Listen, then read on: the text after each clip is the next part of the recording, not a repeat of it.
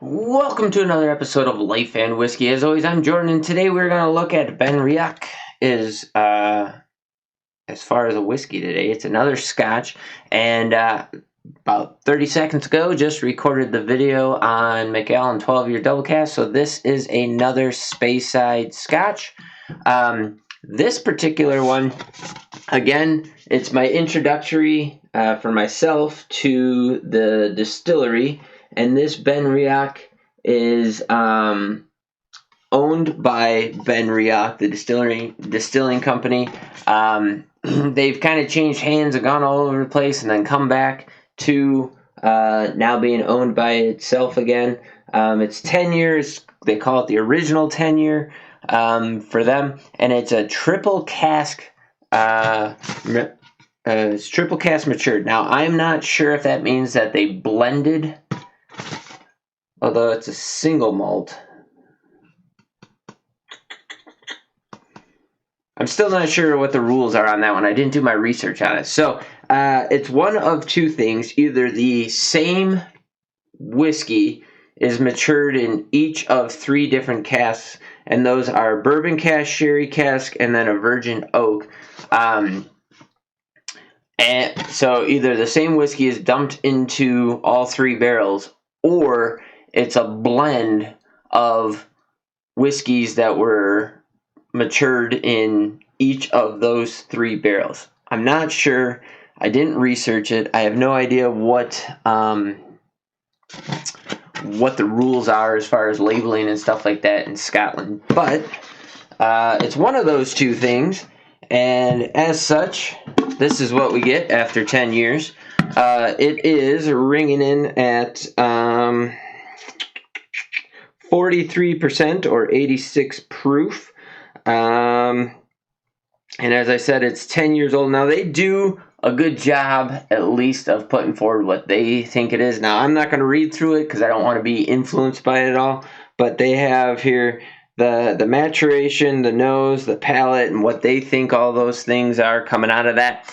I'm going to give you my thoughts on it, and as always, like I said, I don't like to do the research on all this stuff ahead of time because I don't want any of that to influence what I'm smelling, because the power of suggestion is real. I was able to pick this up for $40.29 here locally, and so I did purchase that, and that is from the liquor store that has the cheapest prices in town. And like I said, this is my first introduction to the distillery. So, yeah, let's see what we get out of this. Once again, another Speyside whiskey. So, as much as I like Islay and the heavy peaty whiskeys and stuff, which I do enjoy thoroughly, the next region that I particularly enjoy is the Speyside region. To me, I get a very, very nice butterscotch, caramel, a little bit of malt, and then often that seaside brininess in there. Once in a while, you might be able to find a little peatiness in there. And so I enjoy the Speysides I've had already. And I do have to say, as far as a drinking experience goes, and you can watch the video that I just dropped boy, if you're watching this on YouTube, it would have been like a year and a half ago. But in real time, as it is Super Bowl weekend 2022, literally just this morning on YouTube, my video I had two videos drop. One was Angels Envy, but the other one was it's like video 175, 6, 7, 8, somewhere in there. But I didn't have any whiskeys in front of me, but I had gone to our tasting library and tasted a bunch of different Wellers and Stag Junior. But then I had a Glenfarclas 1972. So it was distilled in 1972, bottled in 2011, I think they said. Something like that. I don't know. You'd have to watch it. I don't remember, and I'm not going to get my notes out right now. But that was a Highland, and I didn't have a whole lot to say about it. I mean, it wasn't bad by any means. It just, to me, when I start drinking Highland scotches, I get really light fruits, a lot of pear, a lot of just these sweet fruity notes that I guess it's not that I'm not a huge fan of them. It's just that that's not what I'm looking for in a whiskey. And so I tend to completely avoid Highland Scotch, which is like probably 70% of the scotches out there are Highlands or blends of Highlands. And I'm sure that I've had the most narrowest of cuts of Highland Scotches to base that opinion on. And I'm sure that there is a huge variety of things out there that I probably would enjoy. But as far as a budgeted person who doesn't have a ton of money to continuously buy random things that that my impression or stereotypical view of are that there's some kind of a fruit that I'm not going to really care for or think, like, oh, yeah, it's good, but it's not amazing or whatever. I tend to avoid those.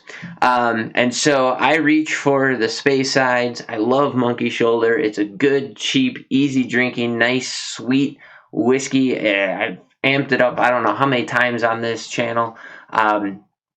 Big fan. I've turned lots of friends onto it as well. I like the sherry cask finish whiskeys. My wife and I are both huge fans of the Islas. We like the smoke and the peat and the harsh flavors and stuff that come out of there. So that's why we lean into those. So I think this is probably the 4th, 5th, 6th different distillery, or maybe not distillery, but release of a Speyside whiskey that I have reviewed on this channel.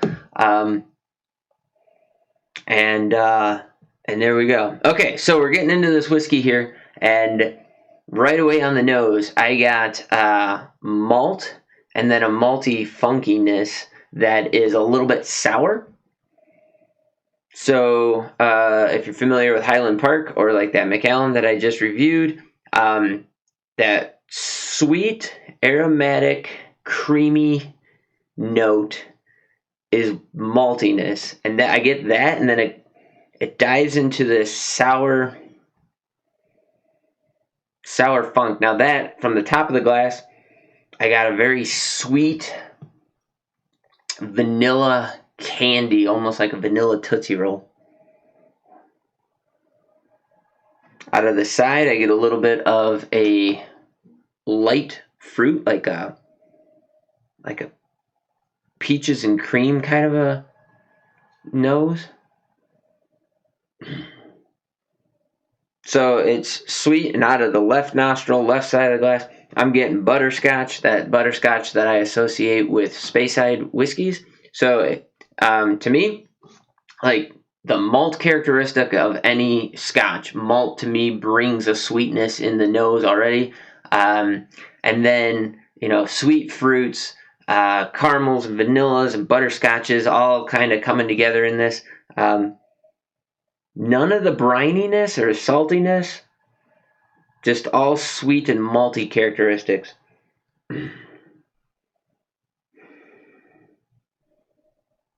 Okay, going in on the taste.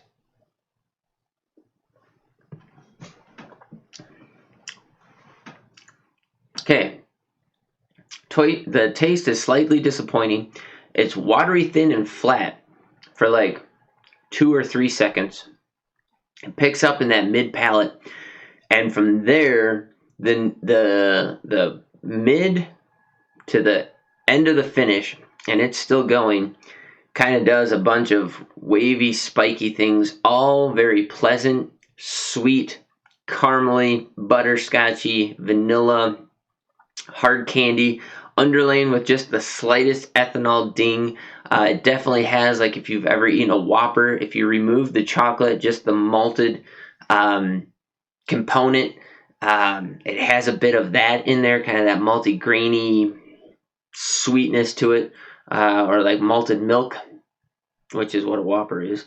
It has a bunch of stuff, but man, like when you first drink it, that from the beginning to the mid palate, it's like water with just a little bit of ethanol ding in there. It's very, and the texture was kind of syrupy almost. And then all of a sudden there's like this huge spike of sweetness vanilla caramel that came out of nowhere. Like I said, in the kind of the middle of the mid palate, and then it started going to this finish. So, so up front, it was a little disappointing. I think that would maybe fill in with a little bit more time in a barrel. The fact that there's 3 barrels in here, I'm wondering if it isn't a blend. In the blending that I've done, when you start mixing things together, you tend to collapse parts of the flavor profile, if not the entire flavor profile. And I'm wondering if this isn't 3 different barrels. So the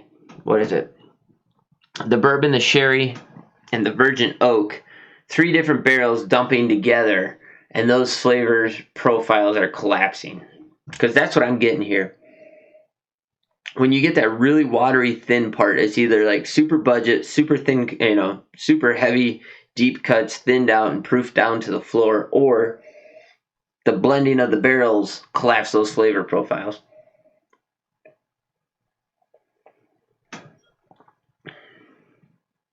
Okay.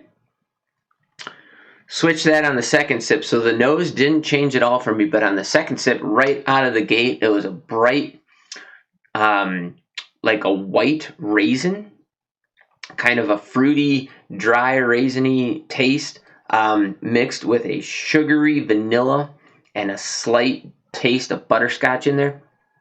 And then it went into a very creamy caramel, and then a hint of dry oak on the finish, mixed with a little bit of a light pear or a peach or an apricot kind of a fruit finish in there. And the flavor profile was completely filled in on the second sip. So it had a beginning, a middle, and end. Right from the very beginning, there was all kinds of very nice flavors in there. It's a very sweet drinking whiskey. If the first taste tasted like the second taste, I would have had much better things to say from the very get-go. So maybe this just needs a little acclimation to get used to it on the tongue, and then things start to open up and dance around. There's a nice warmth or a heat from the ethanol. Not an ethanol ding at all, but it's just kind of dancing on my tongue, and the finish is still going. What are we, 7, 8, 9, 10 seconds later? The finish is still there. It's this very nice, fruity, light fruity, sugary, sweet, caramelly, butterscotchy kind of flavor profile, just kind of lingering in there with the warmth of some ethanol. It's extremely pleasant, a very nice drinking experience. The maltiness now on the nose is dropped down, and we're kind of more in butterscotch territory. Third sip, same as the second. The fruitiness with each sip is dropping off, and it's going more into butterscotch and sweet, creamy, buttery caramel. Extremely nice. I really enjoy this one. It's different than what I thought I was going to get out of it, but it is really nice, easy drinking. And for the price, what did I say, $40.29. I mean, if Macallan was at that price range, or $45, I'd be more impressed with that. I'm not exactly sure. I'm going to dive into this and do some research on this and find out exactly what they're doing and see if I can't pick it apart and tease it out a little bit more, and then see what other kind of releases are coming from the Benriach distillery. I do like it. I would suggest it to you. But you're definitely going to have to want to enjoy those types of notes and stuff. We did just get through the neck pour and whatnot on this bottle, so I assume that as I dive into this bottle a little bit more in time, it'll probably open up a bit more. So that's something to look forward to.